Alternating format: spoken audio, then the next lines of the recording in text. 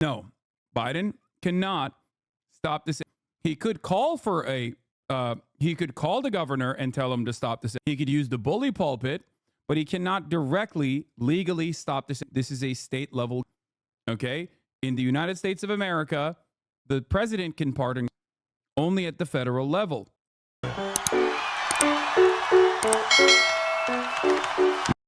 Right now, you're looking at an innocent man. He apparently also likened Benjamin Netanyahu to and said that if the West had any decency or any consistency, that they would be dealing with Benjamin Netanyahu like they dealt with. Bro, why do you spread this left-leaned fake news about what?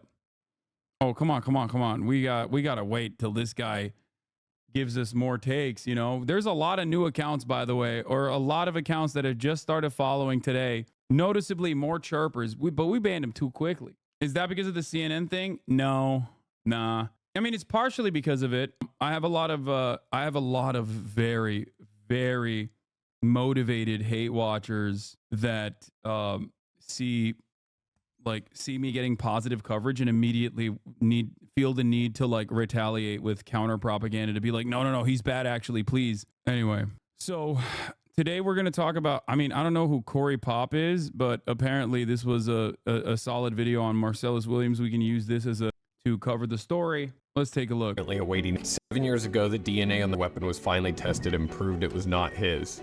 Whoever handled this knife left DNA.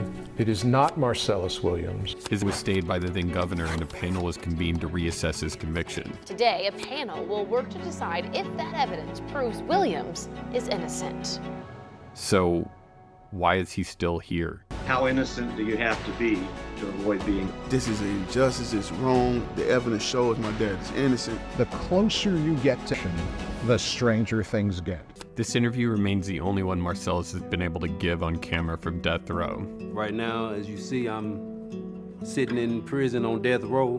My friend Noah did it 6 years ago while working on a documentary about Marcellus' son's boxing career. He's aspiring to be the champion. I believe, and he feels that if given a chance, he will be the heavyweight champ. I'm his only child, his son. I'm a professional fighter, but I've been fighting my whole life outside the ring. Because of the fighting outside the ring, his boxing career was cut short, and as such, so was Noah's documentary. Fast forward 6 years later, Marcellus is still in death row. Noah comes to me with the work he's done so we can make this piece that you're watching right now. Noah gave me a rundown of what he was able to capture over the time he was working on his documentary. Sat down with him for a few hours and just talked. And from there, just started diving in. And then I flew to Missouri to follow up and to figure out what has been happening since he sat down with Marcellus. How can this happen with so much evidence? What do you mean? This is America. All of the that we contribute to globally, we also do to ourselves on a regular basis. He's a black man in Missouri. That's it. What's the Mother Jones journalist's name that I've covered here before? I met him at not Cat. No, the dude, the black dude, Garrison. Yeah, Garrison Hayes. So Garrison Hayes had a really good TikTok on not Marcellus Williams, but hold on here. I'm gonna pull up something that I thought was very instructive and informative. Okay, and I'm just gonna let Garrison Hayes explain this to you. Okay. Now, before we get to Marcellus Williams, okay, what we need to talk about is the way that black people are treated in the justice system, and the way that treatment is defended by pieces of with cherry-picked data points and also false presentation of reality. Charlie Kirk applies one of the classic examples of this in this Jubilee video. I didn't even see this part, I don't think. Okay. I don't even remember this part, but I just wanted to, like I said, give voice to Garrison Hayes in this circumstance because he did a pretty decent job going through some of these white supremacist talking points and what the actual reality is. And the actual reality of the matter within white supremacy in the justice system is actually perfectly demonstrated by the current unjustifiable innocent man in the state of Missouri that we are we're about to experience in the next couple of hours. It's about 13 to 14% of the population. Yes, about half of all prisoners are black. Exactly. So blacks commit more than whites do. They commit more arsons, they commit more kidnappings. For example, blacks are 13% of the population and they commit 58% of all them. Okay, let's talk about it. These are obviously claims, but I will respond to them as if Charlie Kirk were a reasonable person. Black Americans are about 13 to 14% of the population. Yes, about half of all prisoners are black. Wrong. Just 38% of America's prison population is black. That's according to the U.S. government. But it makes you wonder why Charlie feels the need to add an additional 12% to the black prison population. Could it be because his bigoted talking points only work if he exaggerates them? If Charlie were actually looking for the race that makes up half the prison population in the U.S., he'd look no further than white people at 57%. Exactly. So blacks commit more than whites do. Wrong. The word "so" is doing a lot of heavy lifting in that sentence. Exactly. So blacks commit more. He's saying "so" as in therefore, as in one could conclude, but Charlie knows he's lying. Even if he hadn't just lied about the black prison population, Charlie is smart enough to know that correlation does not equal causation, but he's hoping that you don't know that. So he deploys the word "so" to make you think he's coming to an obvious conclusion. Exactly. So blacks. Instead, he's making an illogical leap. Charlie knows that we don't have usable data about who commits. It's impossible to have that data since so many go both unreported and or unsolved. Charlie knows that we only have data about arrests and convictions. I'll come back to that data in a moment. What's painfully obvious is that Charlie Kirk isn't interested in understanding the statistics he so carelessly misquotes. He's interested in making bad faith arguments, something that becomes even more obvious in his next point. Blacks are 13% of the population and they commit 58% of all them. Wrong again, and loud this time. If Charlie were interested in honesty, he would have mentioned the other 1350 statistic. Yes, black people are about 13% of the population, but make up 53% of all exonerations. In fact, black people make up 55% of all exonerations. Specifically, black people are more likely than any other group in this country to be convicted of they did not commit. And then people like you have the nerve to parade these stats around as though they prove something. The reality is that you probably know these stats, but you leave them out on purpose because to bring that stat into this conversation would make some people think. And that's the last thing a person like you wants. I disagree. I think he doesn't know those stats. But if he did, he also wouldn't mention them. But the reason why I obviously wanted to talk about this is because you have another real life example of an innocent black man who is going to be, when virtually everyone understands that he is not guilty of the that he is about to be for. Okay? It is an unfortunate, unimaginable cruelty that happens quite frequently in this country. It's one of the major reasons why I routinely talk against the death penalty, and yet here we are in the United States of America doing it all over again. An unbelievable story that has to be heard, and one that is still hard to comprehend once you take it all in. It's one littered with stunning revelations and broken promises, and one that puts Missouri's years-long fight against overturning wrongful convictions directly in the spotlight. All right, before we get into the rest of the story, I just wanted to take a minute to say thanks for being here. This video you're about to watch is the culmination of months of work and years of work by a friend of mine before that. None of this would be possible without you and without today's sponsor, Delete Me. The amount of information out there on everyone in this video and everyone that I research regularly is kind of alarming, all available at just a few clicks. The same actually goes for my own, which I kind of found out about after running Delete Me's thorough I'm literally gonna let him run his ad, Chad. Come on. This is a search. Months ago, I had personally sent this is a very well thought out from certain sites I found it on. This is a very well thought out piece of journalism that this person has put together. I think it's appropriate. More from data brokers that didn't even know existed. These profiles included things like social security numbers, recent addresses, information about my relatives, and a lot more. The first search they did here reviewed 2,000 listings and removed dozens of them on my behalf. Not only that, but they're going to routinely check to make sure my information isn't getting onto new sites and to new data brokers. And if it does, they're going to remove it on my behalf. On top of sponsoring this video, they're offering anyone who signs up 20% off using the link in the description below. Just go to joindeleteme.com/QueryPop and use promo code QueryPop at checkout for that 20% discount. If you're someone who worries about who has access to your data and what they might do with it, including harassment and identity theft, then let Delete Me take care of that for you. Now, let's get back to the story. On August 11th, 1998, Felicia Gale, a 42-year-old former reporter for the St. Louis Post-Dispatch, was brutally in her home in St. Louis, Missouri. She had been over 40 times. It mimicked the knife lodged in her neck in a burglary that had happened just 24 days before. Another woman, Deborah McLean, was in her kitchen with a knife taken from the home, an eerily similar scene to Felicia Gale's. The investigation languished for months. Despite the similarities between they claimed that it was a burglary. That part is important because it ties it back to Marcellus Williams. the knives being left at both scenes, there being bloody footprints in Gale's house, the police had little to go on. No eyewitnesses, no leads for either. Then, a year later, there was a break in the Gale case. It came in the form of a man named Henry Cole, a jailhouse informant who had said his cellmate had confessed to that eventually led to the arrest of Marcellus Williams, who was charged with Gale's. McLean's remains unsolved to this day, but Marcellus was in lockup, so he couldn't have done it. The case against Williams for Gale's was largely circumstantial. This was a very brutal of a woman who was found in her home, having been to death.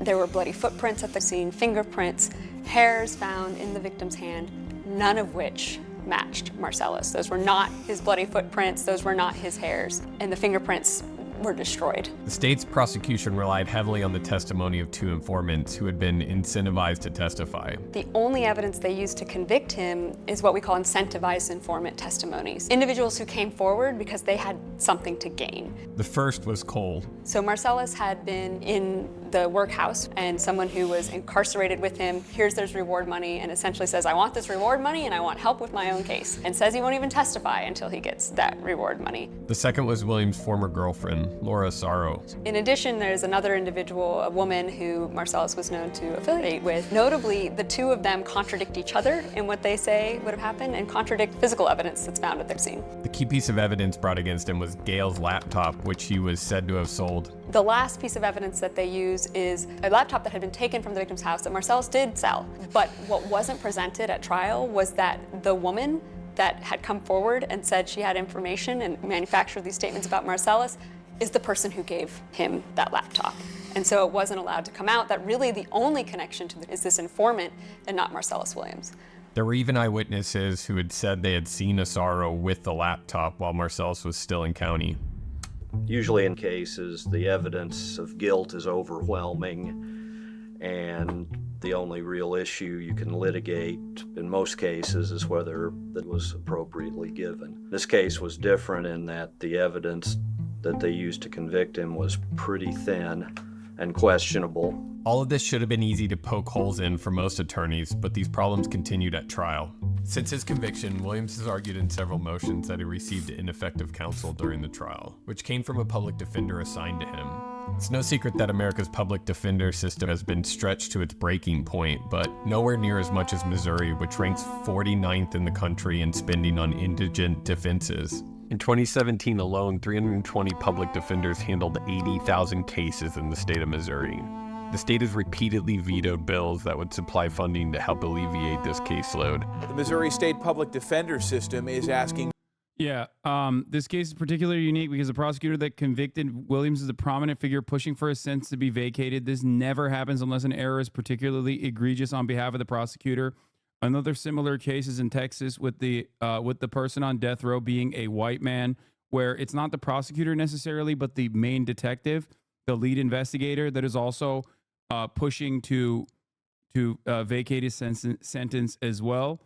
Yes, this is literally every single person involved in this court case is now aware of Marcellus Williams' innocence. Every single person, okay? It is insane that this is even a point of contention, and the only person who could stop this from happening right now is the governor.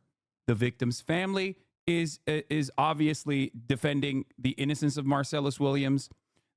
I believe jurors themselves have come out and been like, we made the wrong decision given the information that we had at the time. He is innocent. The only person who can pardon Marcellus Williams and stop him from being by the state is the governor of Missouri. The problem, however, is that the governor of Missouri yesterday came out and said he will not stop this. for more taxpayer money. They say thousands of defendants are... No, Biden cannot stop this. He could call for he could call the governor and tell him to stop this. He could use the bully pulpit, but he cannot directly, legally stop this. This is a state level, okay? In the United States of America, the president can pardon only at the federal level. The only person who can stop this is the current governor of Missouri. Waiting lists because the office does not have enough attorneys to represent them. It leaves people like Williams with inadequate counsel and inevitable outcomes like wrongful convictions. Preparing a case for trial takes hundreds of hours if done properly. And if not done properly, then we end up with all these wrongful convictions. At jury selection, Marcellus ended up with a mostly white jury when the prosecution struck 6 of the 7 qualified black jurors. When the trial was over, despite the questionable witnesses and the evidence being all circumstantial, they deliberated for less than 90 minutes before finding him guilty. There's something in the U.S. judicial system called a Batson challenge that is supposed to prevent the prosecution from striking qualified jurors on the sole ground of group bias. In this case, race.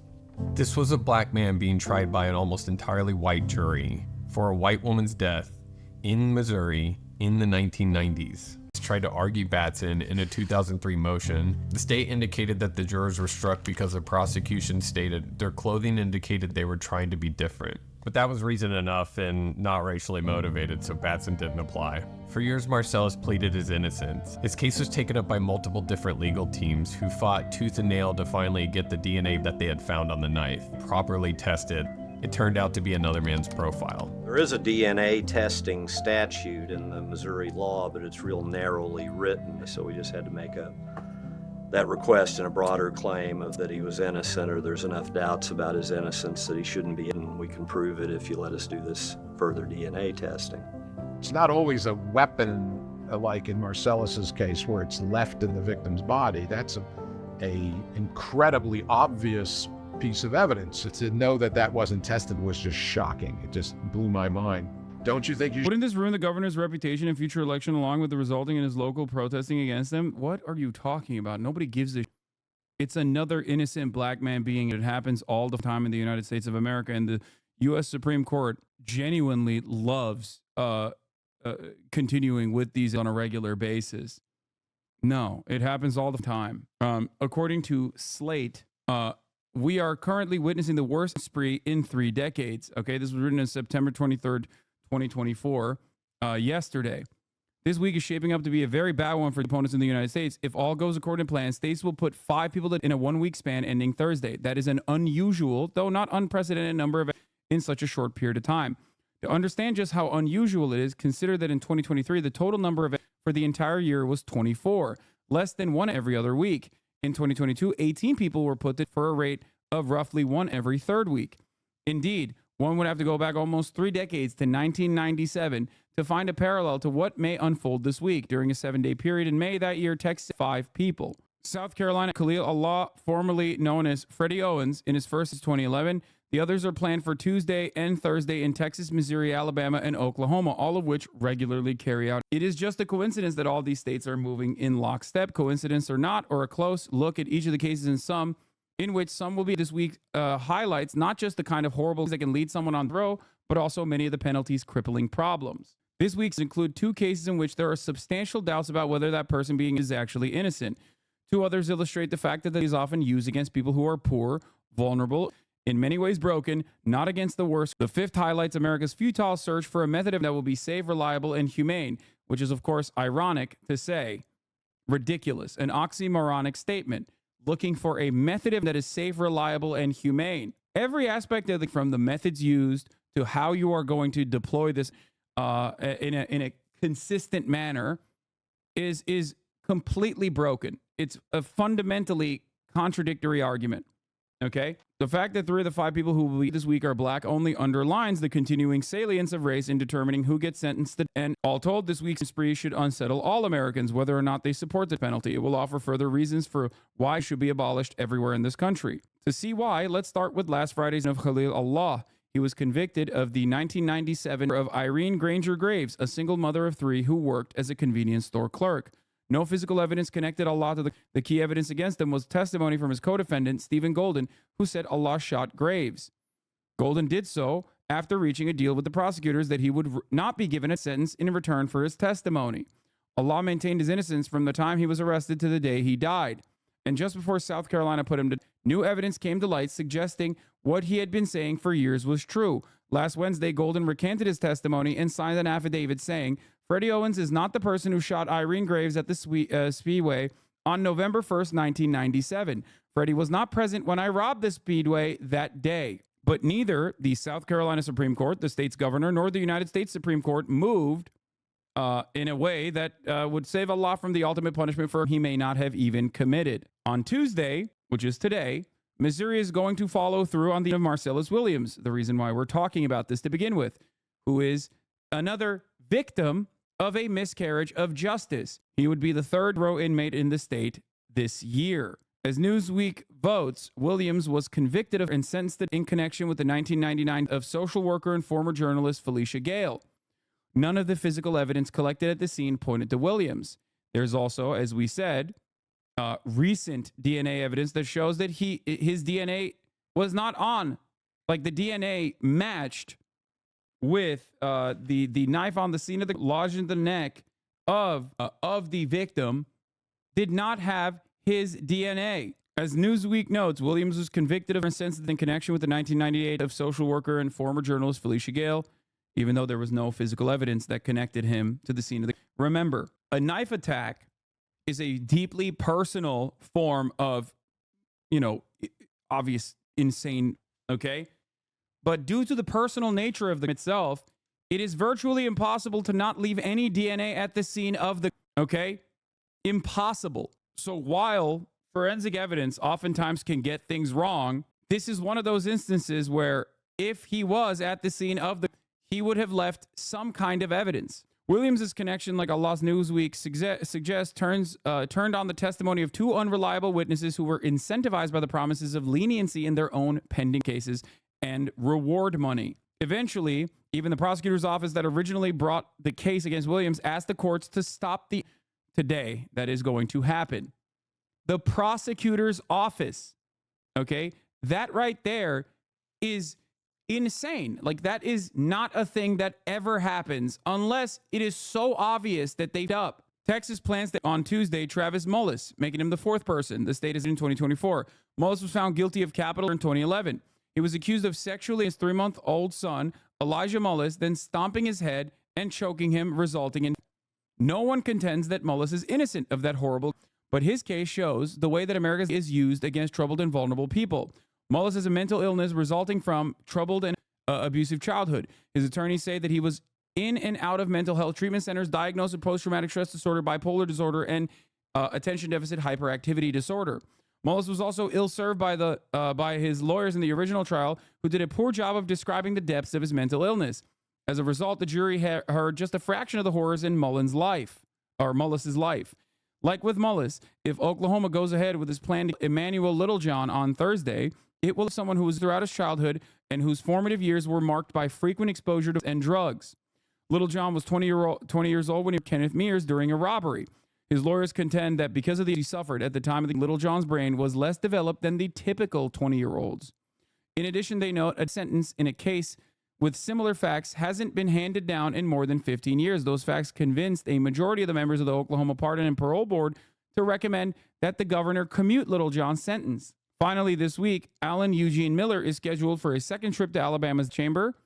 In 2022, the state failed to complete its first attempt using when they were unable to access a vein. They tried to kill him in 2022. They failed to do so, and now he's back in. I feel like even in medieval times, it's like if you were able to evade certain by the like, you probably should get you probably should not be, I don't know. Miller joined a long list of people whose lives were seriously botched. Now Alabama plans to kill him using nitrogen hypoxia. They're going to. It would only be the second time that this method has been used anywhere in the country. The first time was in January of this year when Kenneth Smith was. It did not go well. Witnesses say Smith suffered greatly.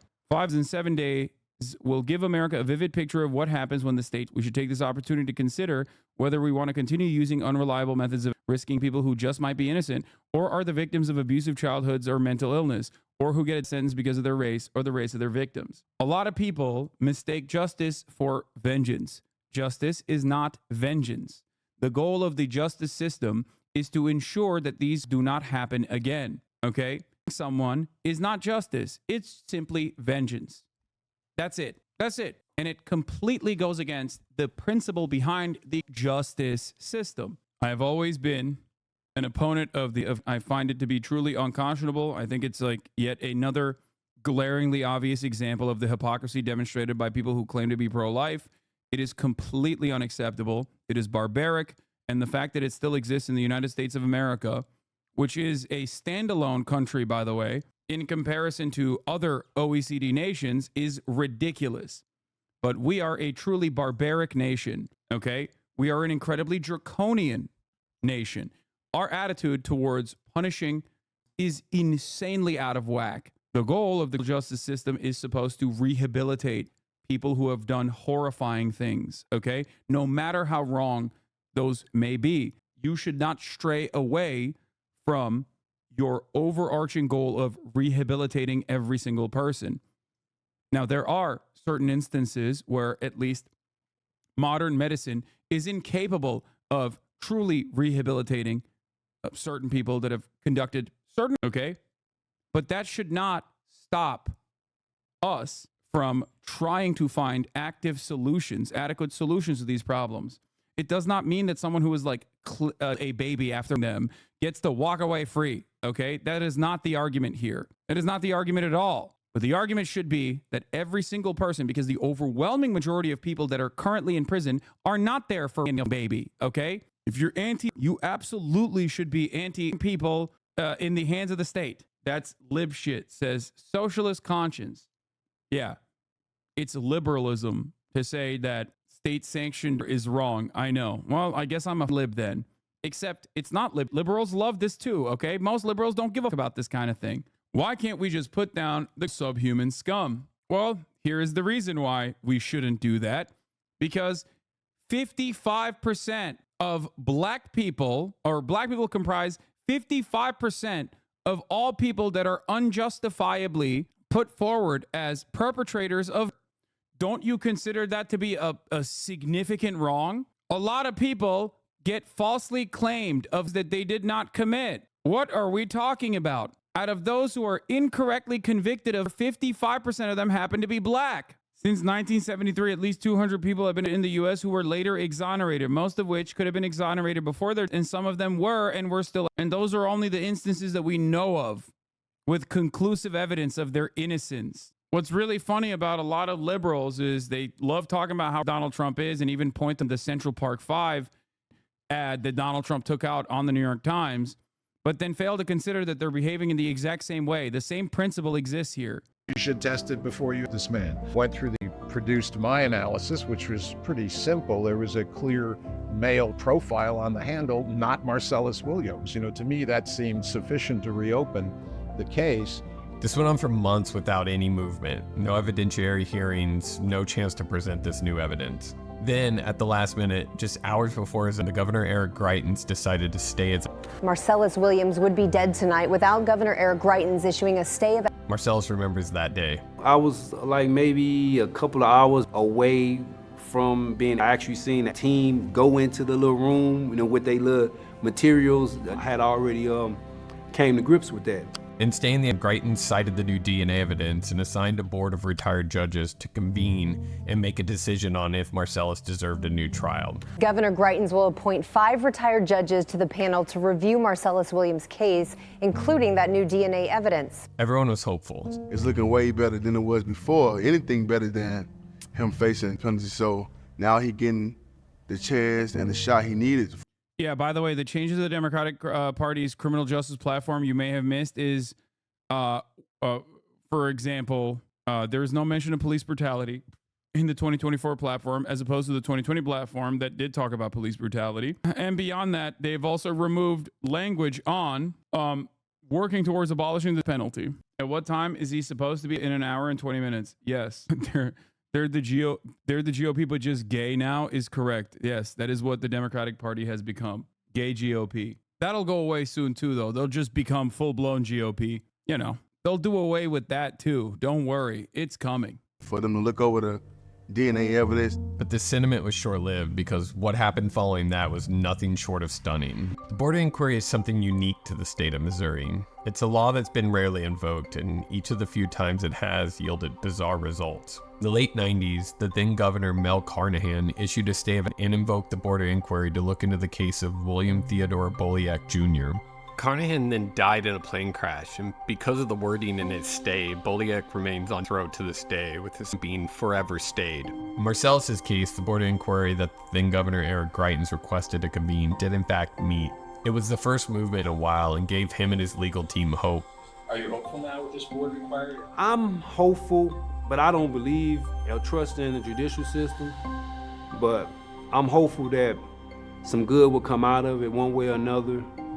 And I'll just leave it at that. Marcellus' hesitation here, born of a lengthy and complicated legal process that had kept him behind bars for years, proved to be prescient. This hope was indeed short-lived because as the board began to meet, something happened. Missouri Republican Governor Eric Greitens once considered...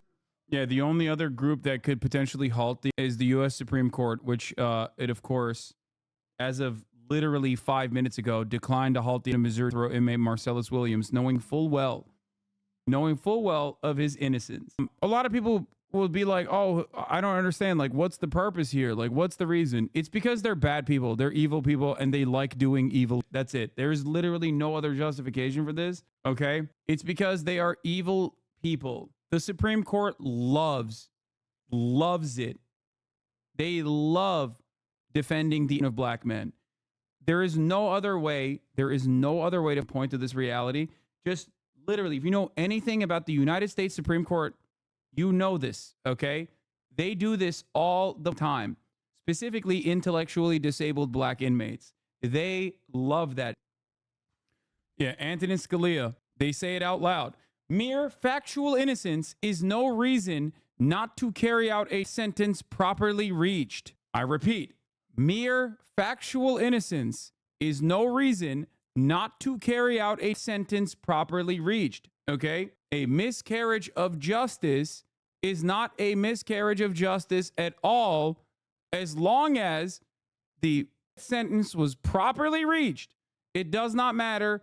We will innocent people as long as the court proceedings were properly conducted. I mean, if you think that that is the worst thing that Antonin Scalia has said, that's Antonin Scalia, who has justified the use of torture in the United States Supreme Court by pointing to 24, a fictional work, by claiming that if there was a terrorist that wanted to nuke D.C., like in the television show 24, and torture was the only method to get the information out of him, of course you'd be pro-torture.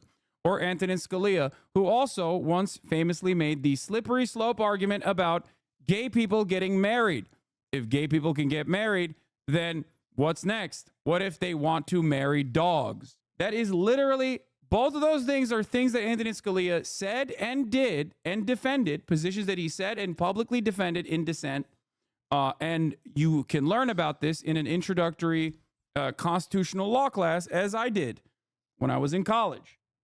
A rising star in the GOP has just resigned this afternoon amid an impeachment effort sparked by a pair of scandals. Today, I am announcing that I will resign as governor of Missouri, effective Friday, June 1st at 5 p.m. When former Missouri Governor Eric Greitens issued that stay, he impaneled a special board to examine the facts of the case and make a recommendation. But then a personal scandal forced Greitens out, leaving the board in jeopardy and the future of Marcellus Williams entirely unclear. The governor who succeeded Greitens, Mike Parson, came in as someone tough on crime, which caused many to believe the board was in jeopardy. I remember CBS coming into town saying, what's going to happen with Marcellus Williams? Will you keep the board of inquiry still intact? And he said, I'm going to let them do what Greitens set them up to do. Now, if you think Governor Parson is a man who doesn't utilize the pardon power, well, you'd be wrong. He has utilized the pardon power. The governor of Missouri, Governor Mike Parson, I almost called him Mike Pardon. It's just he doesn't like to use it against certain people. Here is Missouri Governor pardoning the St. Louis couple who aimed guns at protesters during the Black Lives Matter protests. If you recall, Mark and Patricia McCloskey, who gained prominence for confronting demonstrators, had each pleaded guilty to a misdemeanor charge. They were pardoned. The Missouri governor shortens the DWI prison sentence of former Chiefs assistant coach Britt Reed. Missouri Governor Mike Parson on Friday shortened the prison sentence of former Kansas City Chiefs assistant coach Britt Reed for a drunken driving crash that seriously injured a 5-year-old girl. Yeah, you don't have to make this up. They give you plenty of evidence, okay? I know the board was canceled. Will they meet? Will they make a recommendation to you? And what will you do then? I would assume they would. I've heard they're not going to. So I think once they make that recommendation, if they do meet, then we'll discuss that at the time. And now we found that that's not the case.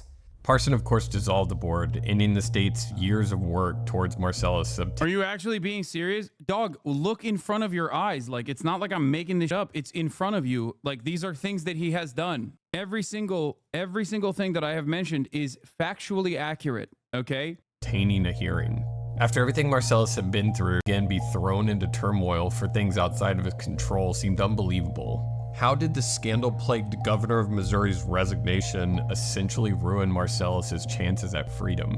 The funny thing about Parson's tough on crime stance and these actions are that they only seem to apply to certain people in certain cases, further confounding how justice works within the state of Missouri. Parson has been granting pardons and clemency at an exceptional rate, more than any governor of Missouri since the 1940s. But this has a specific political tint to it. Parson. It's just odd. Oh, he covers this. Never mind. Okay, it's just odd because he has given out a lot more pardons than most other governors. So why is it that in this circumstance, when there's a dude who is straight up innocent, he is refusing to pardon him? Since clemency only comes for people like Mark and Patricia McCloskey, the couple who became famous for waving guns at Black Lives Matter protesters. Missouri Governor Mike Parson's office confirms his recent group of pardons and commutations include Mark and Patricia McCloskey. The St. Louis couple made national headlines last summer when they waved guns at demonstrators in their Central West End neighborhood. As of August 2022, 90% of Parson's pardons have been white petitioners, which when you look at the demographics of those incarcerated in the state seems nearly impossible. For those outside of Parson's purview, the justice system seems... Let's just hold on. I need you to understand one more time this fact. As of August 2022, 90% of the governor of Missouri Parson's pardons have been white petitioners. Pardons have been white petitioners, which when you look at the demographics of those incarcerated and when you look at the demographics, white people comprise 55% of the Missouri jail population.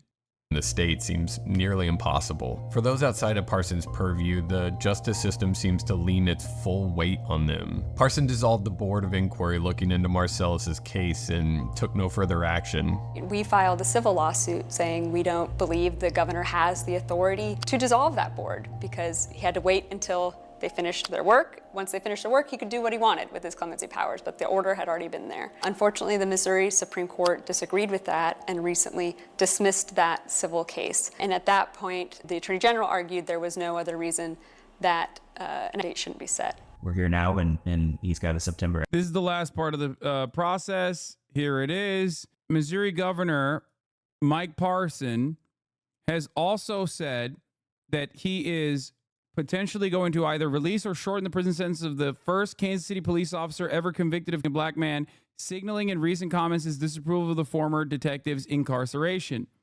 A Republican in the final months of his time in office came close to a promising commutation or pardon for the KCPD detective Eric DeVal Canary in a radio interview last week. The comments are the furthest the governor, a former Polk County sheriff, has gone in telegraphing that he plans to take action in the case. There's not a week that goes by that somebody is not reaching out to me about that issue, and we're going to see what happens here before long. I'll leave it at that. But I don't like where he's at. I'll just say that. DeVal Canary was found guilty at a trial in Jackson County in 2021 on charges of second-degree involuntary manslaughter and armed criminal action of 26-year-old Cameron Lamb. DeVal Canary is currently serving a 6-year sentence after shooting Lamb as Lamb was backing up his pickup truck into his garage. DeVal Canary is believed to be in custody in an out-of-state prison after previously being held in state prison in Fulton. The Missouri Supreme Court has declined to overturn his convictions, leaving commutation and pardon by the governor as his only viable option to leave prison. All of this speaks to how baffling the system in the state of Missouri is. Missouri is one of the more difficult legal systems to navigate, in particular because of the opposition that every innocence case has faced. Even when clear and convincing evidence emerges in a case, overturning a wrongful conviction here is an uphill battle. I had a case, it wasn't a throw case, where the guy, to the two witnesses who identified him as this guy, both recanted their stories. We tried to get it back in front of the trial court here in Kansas City. The state opposed it, and the judge said, I can't hear this. Denied, and he's still in prison. We're still trying to get him out. The appeals process in the United States is already a lengthy and complicated one, but in Missouri it is especially tough. There's strict filing deadlines, limited resources for post-conviction investigations, procedural barriers, restrictive criteria for DNA testing, and a high bar for introducing new evidence. You can have a winning case and the court won't hear it because of a procedural default, and that happens time and time again. It's happened in Missouri numerous times. The guys have been without really any meaningful review of their cases because of that. All of these hurdles have directly hindered Marcellus Williams' pursuit of the truth. In Marcellus's case, we were not necessarily defaulted on a lot of stuff, but we were thwarted at every turn in trying to get court authorization to get access to evidence that could exonerate him. Procedurally and legally, the state of Missouri is set up in a way that continually thwarts attempts to seek justice. But the power the Attorney General holds in the state further complicates things and leads to horrific situations that honestly shocked me the further I went down the rabbit hole. The Attorney General's office in the state of Missouri has fought tooth and nail against every appeal and every hearing in the last several decades. When they fight it, they fight to just prevent a hearing from even happening. And that's what we see time and time again, this argument of finality over fairness. We just need to be done, and not that we just need to get it right. When you have an office that takes these really hardline approaches, there's not a lot of room for the facts or justice in those cracks in between. Combined with the laws the state has enacted over these years, it has caused so many problems for those arguing wrongful convictions. If you've got evidence that you got an unfair trial, or if you got or wrongfully convicted, it shouldn't matter that there's a procedural problem in the case. The court ought to hear it. Just a few weeks ago, the AG's office blocked the release of Christopher Dunn, who had served 30 years for a crime he didn't commit. Our top story, he was just minutes away from walking free. The 11th hour move by the Missouri Supreme Court, halting the release of Christopher Dunn. A circuit court judge overturned his conviction on the basis that both eyewitnesses had recanted their stories. Dunn was set to be released, only to have Missouri's current AG, Andrew Bailey, block it through the Missouri Supreme Court. On Monday, a St. Louis Circuit Court judge overturned his conviction, but Missouri Attorney General Andrew Bailey appealed his release. On Wednesday, that same... You have to understand, this is just straight white supremacy, right? If you're asking what's going on, how do we get here? How does this happen? It is just pure, unfiltered, unvarnished white supremacy. That's it. What purpose, what kind of threat does this person constitute to society that he must remain behind bars? Okay? Even if he had actually, even if he actually did the crime at this point, even if he had actually done the crime, after decades spent in prison, what threat does this person have? The only reason why you are spending government resources on this is because you want to. I mean, it serves the exact same purpose as putting statues of the Confederate generals right outside of the courthouse. Okay, it is a constant reminder and a reaffirmation that this is a white supremacist criminal justice system and you should know your place. Okay, that's it. That's it. Same judge overruled Bailey, but just as Dunn was about to get out, the Missouri Supreme Court halted it per Bailey's request. Kira says she doesn't understand why AG Bailey is fighting it so hard. All of this takes courage, and it's rare.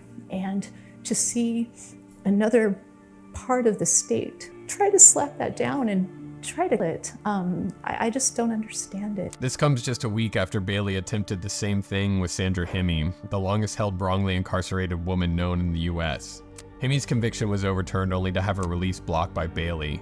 Eventually he was overruled and she was set free. In the wake of it, her attorney Sean Bailey said it shouldn't be this hard to free an innocent person. It's just going to show how bad the system needs to be reformed. It is broken. Absolutely. A judgment was made 35 days ago. She was innocent, but Attorney General Andrew Bailey fought her release in the courts until the judge ordered her release by 6 p.m.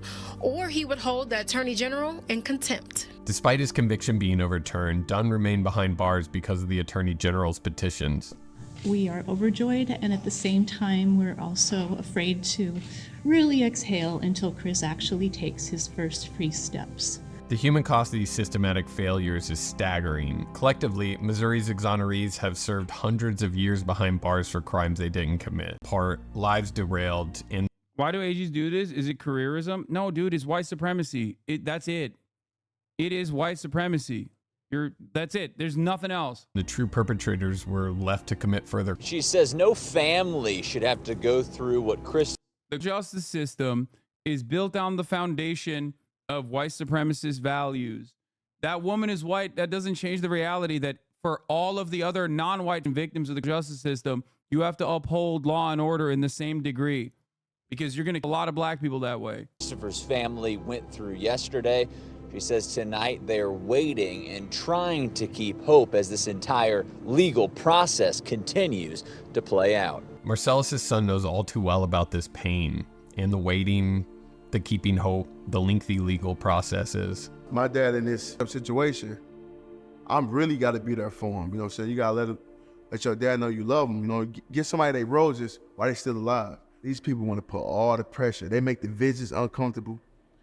They make the lawyers run around in circles.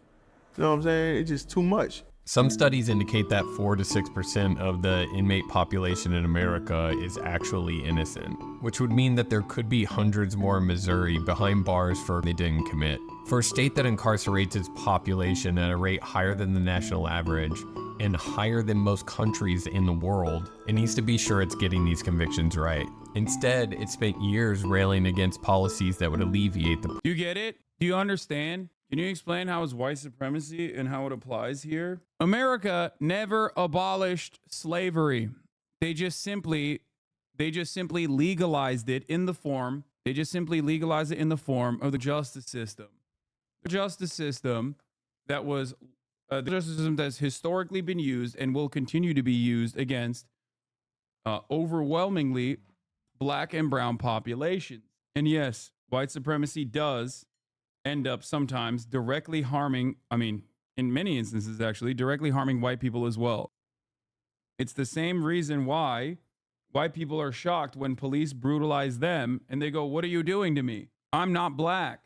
But but other white people look at that and go, "Look, sometimes it's going to happen," because ultimately that force is used against those we have decided need to be suppressed. It's kind of, it kind of comes with the territory. Some white people will also have to stay in prison, even if they are innocent, because ultimately we're using that structure to enslave black and brown problem and refuses to acknowledge any wrongdoing. These people play games when they don't want to admit they wrongdoing. So it's the same story, new day, new book, same shit, man. The one strange thing Marcellus has on his side in this fight for innocence is doing it from pro. Missouri is the only state in the country where if you can prove your innocence, you can get out of prison, but only if you were sentenced. So if you can prove your innocence and you were not sentenced, the courts essentially say we don't have any authority to do that. In the 2016 ruling of Lincoln v. Cassidy by the Missouri Supreme Court, the court decided that freestanding claims of actual innocence, where a person asserts they are factually innocent of for which they were convicted, even if there were no procedural errors in the trial, are only recognizable for individuals on row. The decision effectively closed off a crucial avenue for potentially innocent prisoners serving non-sentences to challenge their convictions based solely on new evidence of their innocence. In 2016, the Court of Appeals in Missouri said it didn't matter, essentially, how strong the evidence of innocence was. The Missouri Supreme Court had only found innocence in a penalty case, not in any other case, and so it did not have the power to overturn Rodney's conviction because he was not sentenced. That is still essentially the law today. Many individuals, myself included, have asked the Missouri Supreme Court to rehear this. They have declined to do so. And so what we see in cases like Rodney's or others in individuals is there's a very distinct partition between when we will hear evidence of innocence and when we won't. The ruling in Lincoln v. Cassidy has had far-reaching consequences, as seen in cases like Christopher Dunn's, where compelling evidence of innocence exists but cannot be fully considered by the courts due to this precedent. For Marcellus, despite the fact he can present these freestanding claims of innocence, it has done little to help his case. It embodies every aspect of this broken justice system, and these failures very well could end in the end of an innocent man. It's been 7 long years since the lab finally properly tested the DNA on the weapon found in Felicia Gale and proved it was not Marcellus Williams. It has been 7 long years since Marcellus Williams' lawyers have been seeking an evidentiary hearing to present this bombshell. And it has been 7 long years of the state of Missouri fighting this revelation like it has every other case. Why not have the hearing, right? And the Attorney General's office has currently filed a motion to dismiss the prosecutor's Dude, shut motion it up, vacate, dude. Shut the fuck arguing up. that Shut your stupid ass up, dude. Okay? Shut up. Shut up.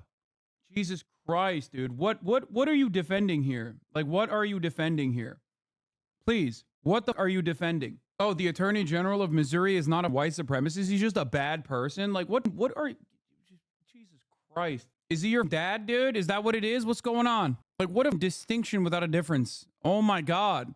Please, get a grip. Anyway, the top of the hour is, ad break is here, okay? I'm not even gonna fucking segue. I don't give a shit. It's too late, can't have a hearing. Finally, after the date was set, the state decided it would allow an evidentiary hearing for the DNA evidence. Then, the AG, Andrew Bailey, filed a writ of probation to dismiss the hearing. The court rejected this, and the hearing will still proceed on August 21st, but not for lack of trying. What's so disturbing about Marcellus's case is that we have in January a prosecutor filing a motion to overturn his conviction on the basis of his innocence in January. And then just 6 months later, and a date being set before a hearing on that motion has been held. It's a very real possibility that because of the speed in which the courts work, that the results of the evidentiary hearing will not be known until after Marcellus Williams is on September 24th. There's no coming back from and where there's DNA evidence and a prosecutor saying, I want a hearing on this DNA evidence because I believe this person is innocent, to not have that hearing, to just say it's too late, would really say something about what it means to try to seek justice in our system. Beyond the convincing DNA evidence, the ineffective counsel, the contradicting eyewitnesses, something else has come to light. Notably, while Noah was making his documentary, a private investigator had spoken with Asaro before she had passed and said she had recanted her story, saying Marcellus had nothing to do with the... Somebody was following Laura Asaro before she passed, but apparently she said he didn't do it. She died before they could get a sworn affidavit. They tried to get an affidavit to her, and she passed before she could. Even in spite of all that, all the other evidence in this case that points to Marcellus Williams' innocence should lead to his exoneration, or at least a new trial, but only time will tell if that happens. The governor of Missouri's AG will fight this case to the bitter end, and even if his conviction is overturned, they could block his release from prison, like they did Christopher Dunn and Sandra Hemme. Of course, on top of all this are the ethics of the penalty, which are for another time. Doesn't matter where someone stands on the penalty here. If we want to have that system, there has to be the possibility for somebody to have their innocence heard before a step is taken that can never be undone. This entire journey has disillusioned me on the justice system's approach to wrongful convictions, and even more so on Missouri's fight for finality over fairness. But it has also taught me that if a case gets enough attention, it very well could mean life for the person at the center. he a good man, he an honorable man, and he an innocent man. So that's that. Yeah. Thanks again, Delete Me, for making this video possible. I just wanted to also say thanks to Noah and his crew and all the work they did. If you want to know how to get involved, people to donate to, petitions to sign, congressmen to annoy, I've included some links down below. This was this guy did phenomenal work, Corey Pop. I don't know what his other I don't know what his other videos look like. I guess he's made 3. It will happen in an hour.